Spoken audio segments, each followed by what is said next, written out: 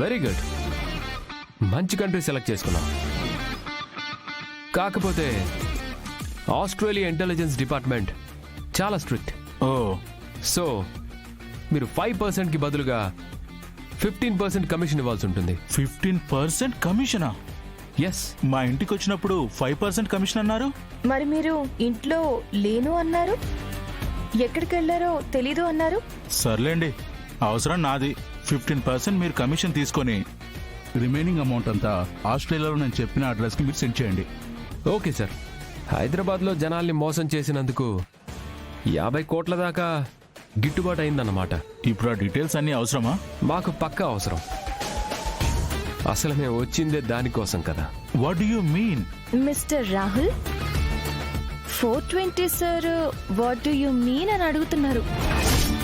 అయితే మనం ఖచ్చితంగా ఆన్సర్ ఇవ్వాలి సోనీజీ. Why not? I'm going to teach you a good lesson. కళ్ళు మంట, కళ్ళు మంట, మంట, కళ్ళు మంట, మంట.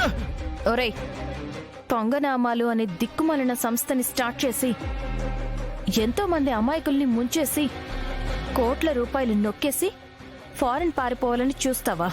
ఎవరు మీరు? పాపం, ఎవరు మీరు అంటున్నాడు సోనీ? చెప్పేద్దామా?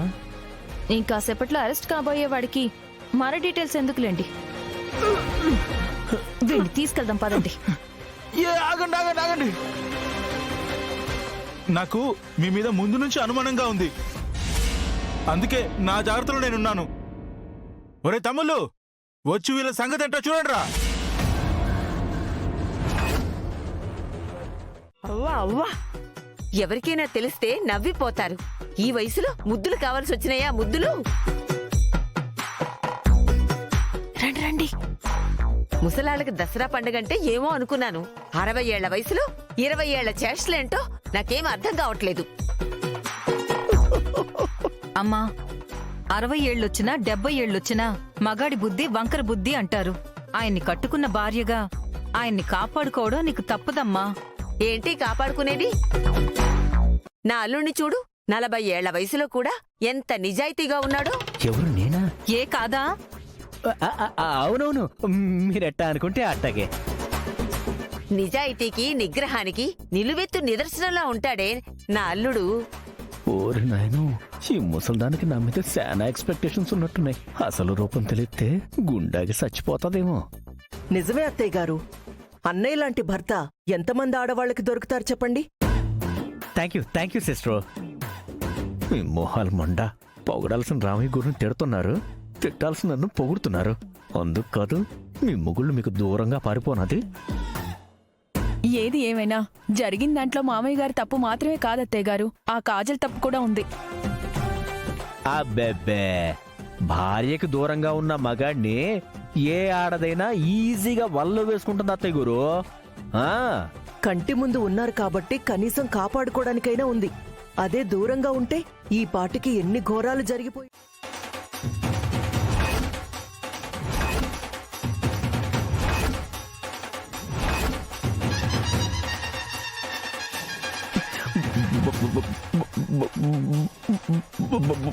బంగారం, నువ్వెప్పుడొచ్చావేటి? రోజులో సగం పూజ గదిలోనే ఉంటానని చెప్పావు చూడు, అప్పుడొచ్చాను. అంటే నీ భక్తి గురించి చెప్తున్నాను బంగారం.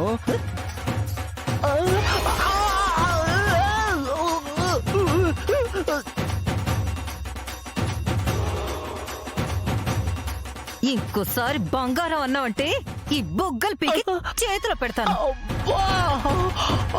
సిగ్గులేని వెధవ గారు. వెధవ గారా?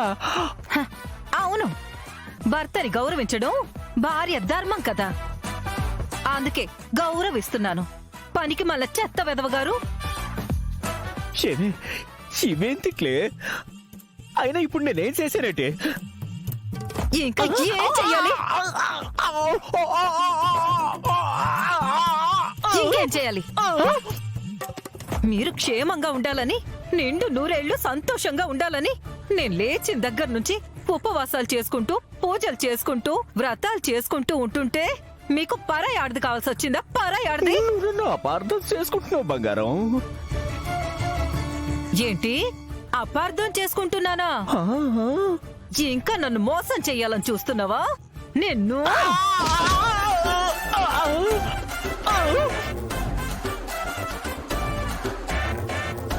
అమ్మా అమ్మా, చీర చీర. లే. అబ్బా. ఏంటి? ఆ చీర నాకంటే అది కట్టుకుంటే అందంగా ఉంటుందా? హ, నిన్ను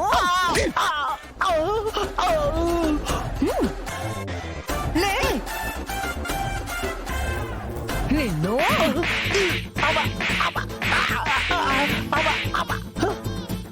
చూడు పిట్టల దొరా, ఇప్పటిదాకా చాలా నీతి నిజాయితీ ఉన్న మగాళ్లాగా ఏకపత్ని వ్రతుళ్లాగా పెద్ద బిళ్ళ పిచ్చావు కదా. ఈ రోజు నీ కుక్క బుద్ధి బయటపడింది.